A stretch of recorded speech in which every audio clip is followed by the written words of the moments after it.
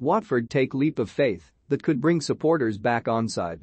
What Watford say and Watford do can often be two extreme ends of a well-meaning line, but the appointment of Rob Edwards could be a turning point at Vicarage Road. Renowned for their hectic hiring and firing policy, Watford's hierarchy have succumbed to the fact that such a policy is no longer working. Prior to the successive appointments of Claudio Ranieri and Roy Hodgson, it had been more successful than not.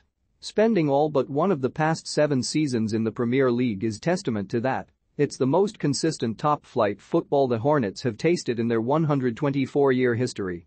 But the combined failures of the two veteran managers made the Pazzos sit up and take notice. Time for change was nigh, and what better time to change than ahead of a new season in a new division, when the supporters have lost all faith in what came before. Hodgson has pissed off the majority of Watford fans almost since day dot of his brief tenure. In some ways, Watford have felt doomed since before he took over, such has been the mesmeric shipwreck much of their season has been. In reality, they were just 2 points off safety when he took over. Every home game of his reign has ended in defeat. It has been a thoroughly miserable existence, and their immediate return to the Championship alongside Norwich is an indictment of how both clubs set themselves up last summer. Now, with the season not even over, Watford are looking to avoid the definition of insanity at last and change tact. CEO Scott Duxbury has drawn valid criticisms from Watford supporters this season, but has at least now attempted to bring about change. Unlike other troubled clubs, Watford's problems can mostly be fixed by the man in the dugout. That has been their main failing in recent years, with even promotion-winning boss Xisco Munoz looking an ill fit for the number 1 job in Hertfordshire.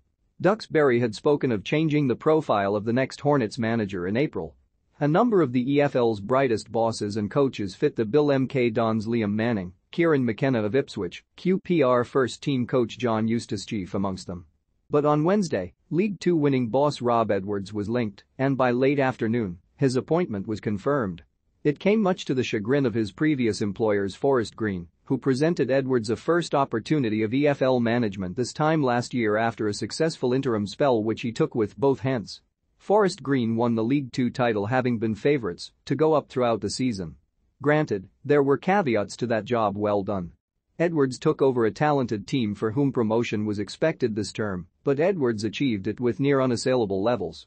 Forest Green spent less than a month of the campaign outside the top 3, and over 3/4 of it leading the pack. Exeter ran them close for the title in the end, but no team in the division could match Forest Green when it came to pressing. Seeing a manager effectively trade a League Two club for a side which is still in the Premier League at the time of his appointment is seismic, but the clubs will be in the 3rd and 2nd tier respectively next season. That doesn't detract from the leap of faith being shown in Edwards by Watford. Even with 3 games remaining of their failed Premier League campaign, Watford have looked to the future. Edwards is nearly half the age of his 2 predecessors, but can bring so much more to Vicarage Road than the former Chelsea and Liverpool managers have done. Already, the fans are bustling with excitement. They are all too aware that this is Watford, and it could also easily go wrong too. But Edwards represents a beacon of light and hope that the board and decision-makers are at least trying to go about a much-needed rebuild the right way. Effectively a free agent from the end of May, Watford snapped up an in-demand manager ahead of the curve. Ordinarily, a man who has achieved what Edwards has done in such a short space of time would require a stepping-stone project at a Bolton or an Ipswich. Instead, Watford have cut out the middleman and fast-tracked Edwards. From an interim rookie boss to being in charge of one of the promotion favourites to the Premier League in the space of 12 months is almost unheard of. Now, Watford must give the same backing and trust to a man who has chucked away a lot of goodwill at a club who gave him his chance. There is the usual easy banter flowing about Edwards needing a new job by November, while legitimate concerns will be raised as to how Watford react in the event of an awfully slow start to 2022-23.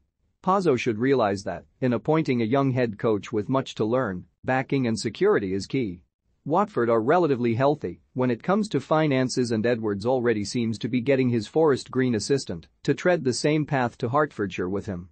Kane Wilson, Ebu Adams and Matty Stevens could all have a fair chance of making the jump up too, having stood out across the campaign for the Nailsworth-based side and all improving their games seismically under one of the EFL's hardest working and friendliest managers.